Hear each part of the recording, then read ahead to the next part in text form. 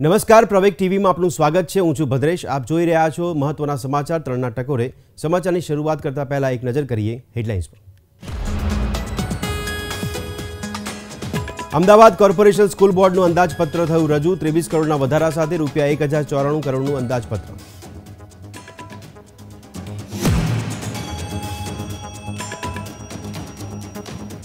केरल ने वडाप्रधाने आपी 4000 करोड़ रूपियाना प्रोजेक्टनी भेट। कहूं नवी सुविधाओं विकासने वेग आपशे।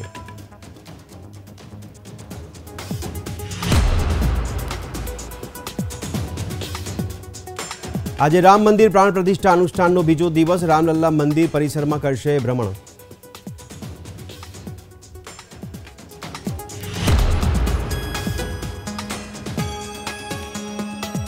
राम मंदिरना अभिषेक पहला पीएमए लता मंगेशकर ने कर्या याद। छेल्ली वार रेकॉर्ड करेलो भगवान रामनो श्लोक कर्यो शेर।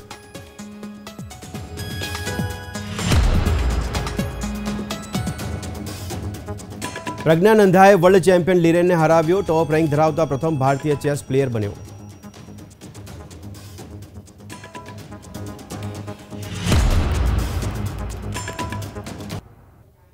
અને હવે સમાચાર જોઈએ વિગતવાર।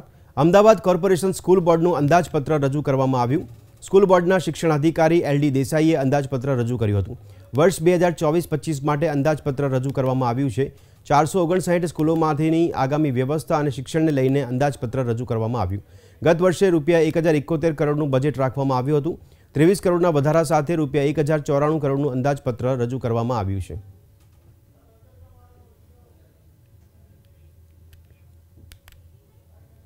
वडाप्रधान नरेन्द्र मोदीए भारतना बंदरो, शिपिंग और जलमार्ग क्षेत्रना विकास माटे रूपिया 4000 करोड़थी वधुना मूल्यनी अनेक विविध योजनाओनुं उद्घाटन कर्युं।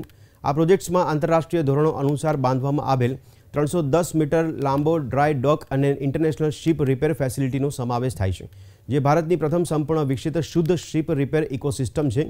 सरकारनी धारणा है कि आ प्रोजेक्टनी शरूआत साथे कोचिन शिपयार्ड लिमिटेड आगामी 4 वर्ष में तेनुं टर्न ओवर बमणुं करीने रूपिया 7000 करोड़ करवा माटे तैयार है। वडाप्रधानना केरल प्रवासनो आज बीजो दिवस है। समग्र कार्यक्रम दरमियान केरलना मुख्यमंत्री पिनराई विजयन और राज्यपाल आरिफ मोहम्मद पण हाजर रह्या हता। आज यहाँ देश को अपना सबसे बड़ा ड्राई डॉक मिला है। इसके अलावा आज शिप बिल्डिंग, शिप रिपेयरिंग और एलपीजी इंपोर्ट टर्मिनल इंफ्रास्ट्रक्चर का भी लोकार्पण हुआ है। ये सुविधाएं केरला और भारत के इस दक्षिणी क्षेत्र के विकास को गति देंगी। Made in India aircraft carrier INS Vikrant के निर्माण का ऐतिहासिक गौरव कोच्चि शिपयार्ड के पास है। इन नई सुविधाओं से शिपयार्ड की कैपेसिटी कई गुना बढ़ जाएगी। तो देश में लोकसभा चूंटणी ने लईने तमाम पार्टीओए तैयारीओ शुरू कर दी है। कांग्रेसे लोकसभा चूंटणीना मेनिफेस्टो माटे जाहेर सूचनों एकत्रित करवा ईमेल आईडी और वेबसाइट लॉन्च करवानी जाहेरात करी है। कांग्रेसना नेता पी चिदंबरमे आ अंगे माहिती आपी हती। वेबसाइट और ईमेल पर आवता सूचनों ने मेनिफेस्टो में स्थान आपवामां आवशे। Today we are launching another vehicle to collect suggestions. The first is there will be an email ID. We invite people of India to send their suggestions by email. It will be demonstrated to you presently by Ms. Supriya Shrinet. We will collate all the emails that we receive on that email ID, divide them into subjects and address the suggestions which are received and try to incorporate as many as possible in the manifesto. The second vehicle that we are launching today is a website that will also be demonstrated to you. The website gives you an option to go subject-wise and send your suggestions. When the demonstration takes place, you will understand how it works. So these are two more vehicles along with the public consultations in order to involve the people of India in the making of the manifesto. Congress નેતા રાહુલ ગાંધીની ભારત જોડો ન્યાય યાત્રા નાગાલેન્ડ પહોંચી છે. રાહુલ ગાંધીએ નાગાલેન્ડના મોકોકચુંગમાં જનતાને સંબોધન કર્યું હતું. સંબોધન દરમિયાન રાહુલ ગાંધીએ વડાપ્રધાન નરેન્દ્ર મોદી અને ભાજપ પર કટાક્ષ કર્યા હતા. I can see while I'm driving through these roads, your history, your culture, your tradition, your way of life. Pai, kohima nungi yada si atong dangasang, naga nungar indang subaliba, kuda temerak tasabaji paya angatatato. In fact, just now, when I was giving, but just before I gave my speech, I was told that the people understand English. Pai umatan zaktang, pai asandang les, asir pai asanuk nanganora jungay English chambida rasa angataterta angazaho. That's a good thing. Aji kangatacho. But I wanted my speech translated in Naga language. Chuko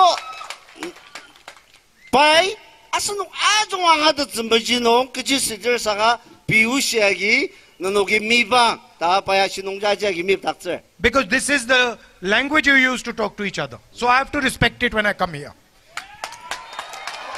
Pai kajiba aushiagi mib zagangasir ya aslima asir iba jangangasunu nisung tuputap ka kamer anongji awagi mib zagang ta pai shialesa. And I do the same when I go to Karnataka or when I go to Bengal. Pa kuba jaga notirwaka Karnataka sang Bengal nuwa sang pai pi ushiasir pi subalba ja akam subam share. Or to Kerala. Asir yamaji Kerala nuwa yamaji am share. And this is the language and the culture that the RSS and the BJP are attacking and disrespecting. Iba kasaji asanugi kuda akam subam share saka iba ya raksa zuba BJP asir RSS temi inyak taki. What you speak, who you worship, what you eat, your marriage traditions, these are your traditions, these are nobody else's business. Asanok subaliba, chia chimba, asir pi inyak naba, kuba asanok lir ibaya, shingaya raksasa magok. Estate ડિરેક્ટરેટે પૂર્વ TMC સાંસદ મહુવા મોઇત્રાને સરકારી બંગલો ખાલી કરવા માટે notice આપવામાં આવી છે. તેમને મળેલી દિલ્હી સ્થિત સરકારી બંગલો તાત્કાલિક ખાલી કરવામાં કહેવામાં આવ્યું છે. આપણે જણાવીએ કે મહુવા મોઇત્રાને પહેલા જ બંગલો ખાલી કરવા માટે કહેવામાં આવ્યું હતું. આ પછી 8 જાન્યુઆરીએ એસ્ટેટ ડિરેક્ટરેટે તેમને નોટિસ પાઠવી અને 3 દિવસમાં બંગલો ખાલી ન કરવા માટેનું કારણ પૂછ્યું હતું. તેમ છતાં પણ બંગલો ખાલી નહીં કરતા બીજી નોટિસ આપવામાં આવી છે.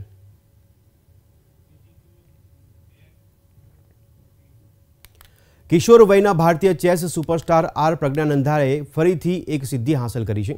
ટાટા સ્ટીલ ચેસ ટુર્નામેન્ટના ચોથા રાઉન્ડમાં તેમણે વિશ્વ ચેમ્પિયન ચીનના ડોંગ લીરેને હરાવ્યો છે. આ જીતથી તેને ટોચના રેટેડ ભારતીય ખેલાડી તરીકે સુપ્રસિદ્ધ વિશ્વનાથન આનંદને પાછળ છોડવામાં પણ મદદ મળી છે.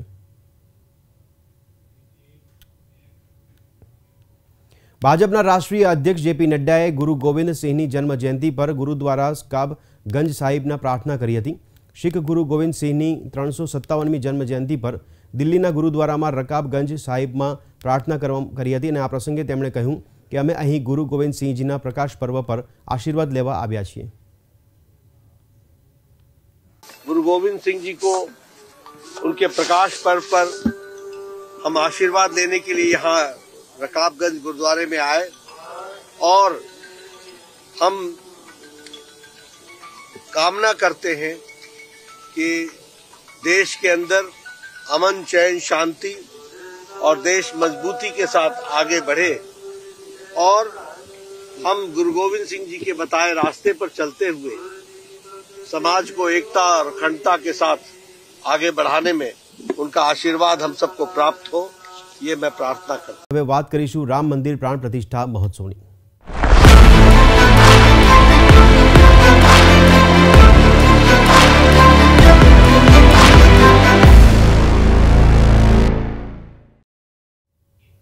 આજે રામલલ્લાની પ્રાણ પ્રતિષ્ઠા અનુષ્ઠાનનો બીજો દિવસ છે, ત્યારે આજે બીજા દિવસે 200 મહિલાએ કળશ યાત્રા કાઢી હતી। યાત્રા દરમિયાન સરયુ નદીના પાણીથી માટીના ઘડા ભરીને રામ જન્મભૂમિ પર લઈ જવામાં આવ્યા હતા। અભિષેક સમારોહની મંગળવારથી જ મંદિરમાં વિવિધ ધાર્મિક વિધિઓ શરૂ થઈ ગઈ છે। ये इतना पवित्र कार्य है कि हमारे यहाँ राम पधार रहे हैं, तो इस वजह से मैं इसके हर प्रोग्राम में शामिल हूँ। ये हम लोग जो है सरयू जल लेकर के वहाँ राम जन्मभूमि जा रहे हैं। हम जो है यहाँ पर करीब 25 साल से प्रैक्टिस कर रहे हैं और ये आज हमारे लिए बड़े खुशी का बात है। जय श्री राम। અયોધ્યામાં રામ મંદિરના અભિષેક પહેલા વડાપ્રધાન નરેન્દ્ર મોદીએ ટ્વિટર પર એક પોસ્ટ શેર કરીને લતા મંગેશકરને યાદ કર્યા હતા। લતા મંગેશકર દ્વારા રેકોર્ડ કરાયેલો છેલ્લો શ્લોક શ્રી રામર્પણ છે। વડાપ્રધાન મોદીએ પોતાના સોશિયલ મીડિયા એકાઉન્ટ પર આ શ્લોક શેર કર્યો છે। પીએમ મોદીએ ટ્વીટમાં લખ્યું છે કે દેશ 22 જાન્યુઆરીની ખૂબ જ ઉત્સાહથી રાહ જોઈ રહ્યો છે। આવી સ્થિતિમાં જે વ્યક્તિ ચૂકી જશે તે છે આપણા પ્રિય લતા દીદી। હું તેમના દ્વારા ગવાયેલ શ્લોક શેર કરી રહ્યો છું। તેમના પરિવારે જણાવ્યું કે આ તેમનો રેકોર્ડ કરેલો છેલ્લો શ્લોક હતો।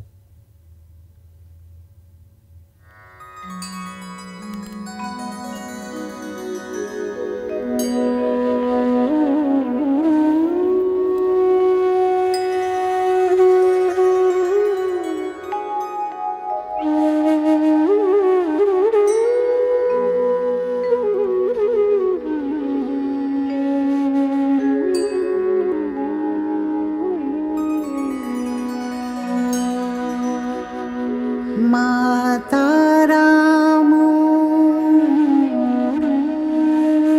मत्पिता रामचन्द्रः माता रामो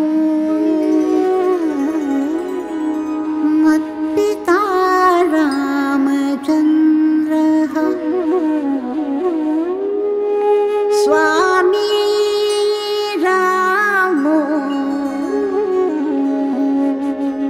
सखा रामचन्द्रः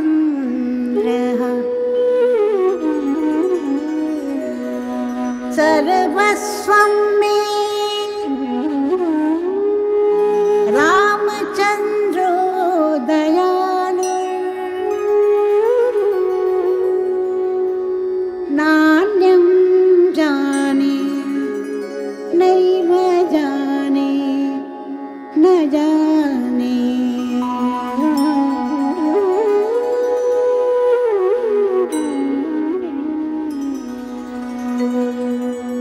श्री राम श्री राम श्री राम श्री राम।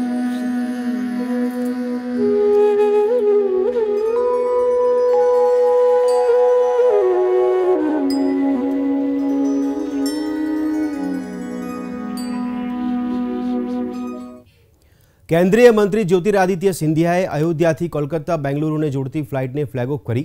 કેન્દ્રીય નાગરિક ઉડ્ડયન મંત્રી સિંધિયા અને ઉત્તર પ્રદેશના મુખ્યમંત્રીએ અયોધ્યાને બેંગલુરુ અને કોલકાતા સાથે જોડતી એર ઇન્ડિયા એક્સપ્રેસ ફ્લાઇટ્સને લીલી ઝંડી બતાવી હતી। દિલ્હીથી અયોધ્યા માટે દરરોજ અને કોલકાતા અને બેંગલુરુથી અઠવાડિયામાં 3 દિવસ ફ્લાઇટ્સ હશે। विचारधारा है कि जहां है राम का नाम वहां पूरे होते हैं सारे काम। उसी विचारधारा के साथ आज देश को अयोध्या के साथ, जहां दिल्ली और पिछले हफ्ते अहमदाबाद के साथ हमने जोड़ा था, आज बेंगलुरु और कोलकाता के साथ एयर इंडिया एक्सप्रेस के द्वारा जोड़ा जा रहा है। जिस उत्तर प्रदेश में केवल 6 एयरपोर्ट्स थे और योगी आदित्यनाथ जी की मदद के आधार पर, प्रधानमंत्री जी के संकल्प के आधार पर आज उसी उत्तर प्रदेश में 10 एयरपोर्ट बन चुके हैं और इस वर्ष के अंत तक हमारी विचारधारा है कि 16 एयरपोर्ट्स बन जाएंगे और अगले साल तक 19 एयरपोर्ट्स बन जाएंगे। केंद्रीय मंत्री गजेंद्रसिंह शेखावत जोधपुर में स्वच्छता अभियान में सहभागी थया हता। गजेंद्रसिंहे प्रोफेसर महेंद्रनाथ अरोरा सर्कल चौक खाते साफ सफाई करी हती। जोधपुर दक्षिणना मेयर वनिता सेठ, भाजप शहर जिला प्रमुख देवेन्द्र सालैया और अन्य भाजपा कार्यकरोए पण स्वच्छता अभियान में भाग लीधो हतो। 22 જાન્યુઆરી રામ મંદિર પ્રાણ પ્રતિષ્ઠાને લઈને સમગ્ર દેશમાં સફાઈ અભિયાન ચાલી રહ્યું છે। मैं ये मानता हूँ कि आज के समय में जब भव्य राम मंदिर का निर्माण होने वाला है, पूरा होने वाला है, तब महेंद्रनाथ अरोड़ा जी के इस मूर्ति लगे हुए इस चौराहे और इस स्मारक से बेहतर कोई भी जगह, पवित्र कोई भी जगह स्वच्छता के कार्यक्रम के निमित्त नहीं हो सकती। हम सब भारतीय जनता पार्टी के कार्यकर्ताओं ने आज यहाँ इस चौराहे की स्वच्छता करके, इसको साफ सफाई करके, मूर्ति की साफ सफाई करके स्वर्गीय महेंद्रनाथ अरोड़ा जी को इस प्रसंग के समय में उनको श्रद्धा के सुमन अपनी तरफ से अर्पित किए। अयोध्या राम मंदिर माटे दरेक लोको कहीं ने कहीं भेट आपी रह्या छे, त्यारे नागपुरना विष्णु मनोहरे अयोध्या राम मंदिर ने प्रसाद बनावा माटे विशाल कढ़ाई भेटमां आपी छे। आ कढ़ाईनुं वजन 2000 किलोग्रामथी वधु छे। आ कढ़ाई बनावा माटे स्टील, लोखंड अने तांबानो उपयोग करवामां आव्यो छे। कढ़ाई अपने आप में सच में महत्वपूर्ण है और कढ़ाई ये नए सिरे से बन रही, जो कि दुनिया की सबसे बड़ी कढ़ाई मैं कहूँगा इसे, जिसमें तकरीबन 2000 किलो इसका वज़न है। कढ़ाई बनाने के लिए सर्जिकल स्टील, लोहा, पोलाद और कॉपर इसका इस्तेमाल किया गया। और ये कढ़ाई जो है जब बनेगा हलवा, इसमें बनने के बाद ये कढ़ाई जो है पूर्णतः रूप से न्यास में ही रहेगी, अयोध्या में रहेगी और हर साल हम अयोध्या जाके इसमें प्रसाद बनाएंगे। आपने लई जईए सीधा अमित शाह के जेओ देशना गृह और सहकारिता मंत्री है कि तेमणे CRCS बिल्डिंग उद्घाटन कर्युं छे, ज्यां प्रसंगे तेओ संबोधन करी रह्या छे। एक कोऑपरेटिव सेक्टर ने करी है और मोदी जी ने इसको आगे बढ़ाने का निर्णय किया है। कई ऐसे अद्भुत काम ये 2 साल के अंदर हुए हैं। सभी लोग मानते थे कि सहारा समूह में जो पैसा डूबा है वो नहीं आएगा। उनकी पब्लिक लिमिटेड कंपनियों में क्या हुआ है मुझे मालूम नहीं है, परंतु मैं बता देता हूं कि अब तक सहारा समूह के लगभग 1.5 करोड़ लोग जो कोऑपरेटिव सोसाइटी में इन्वेस्ट किए थे, उनका रजिस्ट्रेशन हो गया है और अब तक 2.5 लाख लोगों को 241 करोड़ रुपया हमने वापिस भी दे दिया है। इसी प्रकार से मल्टी स्टेट कोऑपरेटिव सोसाइटीज के कानूनों को मैं जब लेकर आना चाहता था, तब ढेर सारे लोगों ने मुझे एडवाइस किया था कि साहब अभी अभी मंत्री बने हो, काहे को विरोध हो ऐसी व्यवस्था करते हो, क्योंकि इसमें भर्ती के लिए भी पाबंदियां है, ऑडिट को कठोर किया गया है, बार बार चुनाव लड़ने पर भी प्रतिबंध किया गया है, एनुअल रिटर्न्स के लिए भी पाबंदियां खोली है। ढेर सारी चीजें इस पर हमने कठोरता के साथ पारदर्शिता लाने के लिए की है। मगर मैं आप सभी का बहुत बहुत धन्यवाद करना चाहता हूं। विरोध छोड़ दीजिए, किसी का शिकायत का पत्र भी मुझे नहीं मिला है। सबने नए कानून को एडॉप्ट किया है, लेटर और स्पिरिट में एडॉप्ट। ये कोऑपरेटिव सेक्टर खुद भी रिवाइव होना चाहता है, इसका सबसे बड़ा उदाहरण है।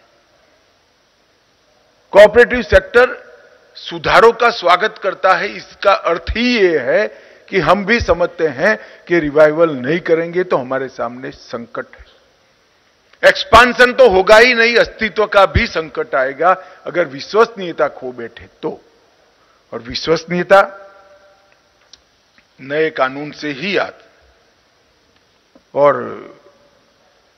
बायलॉज के अमेंडमेंट से इलेक्शन ऑफिसरों की नियुक्ति, appeal, inspection, investigation, liquidation, education fund का मैनेजमेंट और ह्यूमन रिसोर्स की भर्ती, इस सब को हम रेगुलराइज करेंगे।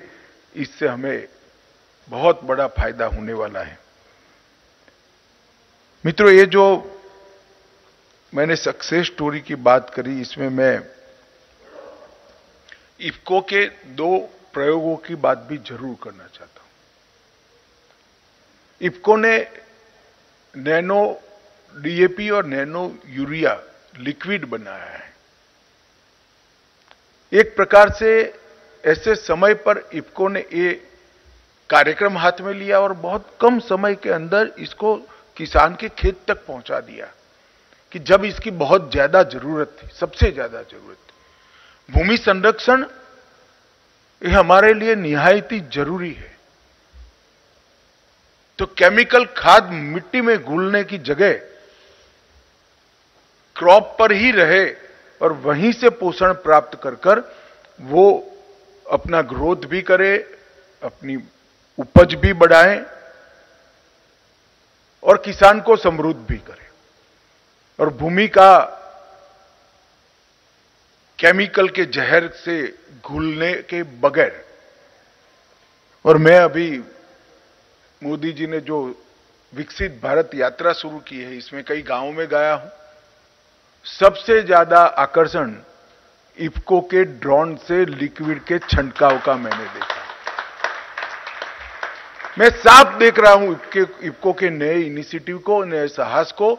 देश का किसान 2-5 साल में ही पिकअप करेगा और वो दिन दूर नहीं है जो खाद की थैलियों की दुकान देखते थे, इसकी जगह दवाई की दुकान जैसी खाद की दुकान हम देखेंगे, जिसमें छोटी छोटी बॉटल्स होगी। और ड्रोन एक मॉडर्नाइज खेती का नया प्रतीक बना है। एक जमाने में मैं जब बैल गए और ट्रैक्टर आए, गांव में कोई ट्रैक्टर आता था तो पूरा गांव देखने जाता था। आज गांव का पैक्स ड्रोन लेकर सभी को किराए से फर्टिलाइजर का छिड़काव कर देगा। कोई ड्रोन दीदी ड्रोन चलाती हुई दिखाई पड़ेगी। तो ग्रामीण अर्थव्यवस्था आधुनिकता से जुड़ रही है, इसका सबको विश्वास हो जाएगा। मित्रों, आज मैं यहां आया हूं तब इतना ही कहना चाहता हूं कि हर क्षेत्र में सहकारिता में बढ़ोतरी हुई है। हम नए 2 लाख पैक्स रजिस्टर करना चाहते थे, 12,000 से ज्यादा हो गए हैं और मुझे विश्वास है कि समय के पहले हम 2 lakh multi dimensional PACS register कर लेंगे। बैंकों के एक्सपांशन के लिए भी मैं कुछ कॉन्क्रीट कह नहीं सकता क्योंकि ड्यूअल कंट्रोल है, परंतु मैं इतना जरूर कह सकता हूं कि कठिनाइयों को हम जरूर पार करेंगे। कोऑपरेटिव बैंक्स का, अर्बन बैंकों का एक्सपांशन भी करेंगे। और मैं आज कहना चाहता हूं कि जो multi state cooperative credit societies हैं, इन्होंने भी आगे आना चाहिए और अपने आप को बैंक में परिवर्तित करने के लिए अपने आप को तैयार करना चाहिए। नंबर ऑफ बैंक्स बढ़ाना बहुत जरूरी है। और मैं सिर्फ कुछ आंकड़े आप लोगों की संज्ञान के लिए कहना चाहता हूं कि 2020 में मल्टी स्टेट कोऑपरेटिव सोसाइटियों का रजिस्ट्रेशन 10 हुआ था। मैं फिर से आंकड़ा बोलता हूं, 10। और 2023 में 102 नए multi state cooperative society register हुए, मतलब 10 गुना बढ़ा है। ये परिवर्तन को हमें ज्यादा गति देनी और ज्यादा से ज्यादा बैंक मल्टी स्टेट बने, ज्यादा से ज्यादा multi state cooperative societies bank में कन्वर्ट हो, ज्यादा से ज्यादा क्रेडिट सोसाइटी भले एक स्टेट में चलती हो वो बैंक में कन्वर्ट हो। इस दिशा में हमने आगे बढ़ना चाहिए। महत्वाकांक्षा के साथ आप अपनी सोसाइटी का लक्ष्य तय करिए, निश्चित रूप से वो सिद्ध होगा, उसका मुझे विश्वास है।